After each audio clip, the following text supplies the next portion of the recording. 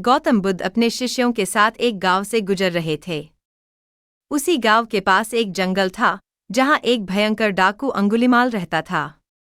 अंगुलीमाल ने प्रतिज्ञा की थी कि वह 1000 लोगों की अंगुलियां काटकर अपनी माला बनाएगा।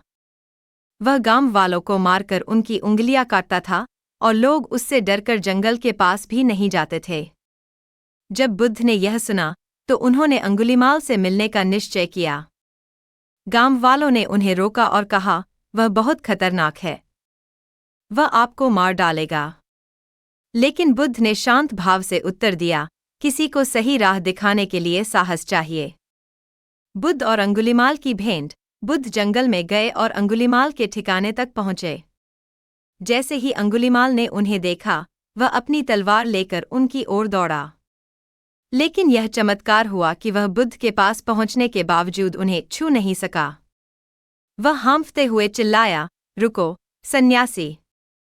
बुद्ध मुस्कुराए और शांत स्वर में बोले, मैं तो रुक गया हूं, अंगुलीमाल। अब तुम्हें रुकना चाहिए।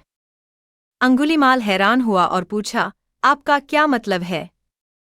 आप तो चल रहे हैं और मैं यहां खड़ा हूं। फिर भी आप कह रहे हैं कि आप रुक गए हैं। बुद्ध ने समझाया, मैं हिंसा, घृणा और बुराई का त्याग कर चुका हूं। मैं सच्चाई और करुणा के मार्ग पर हूं। लेकिन तुम अभी भी हिंसा और अज्ञान में फंसे हुए हो। क्या तुम नहीं रुकोगे? अंगुलीमाल का हृदय परिवर्तन। बुद्ध के शब्दों ने अंगुलीमाल के मन को झकझोर दिया। उसने अपनी तलवार फेंक दी और बुद्ध के चरणों में गिर पड़ा। उसने कहा, भगवन, मुझे सही मार्ग दिखाइए।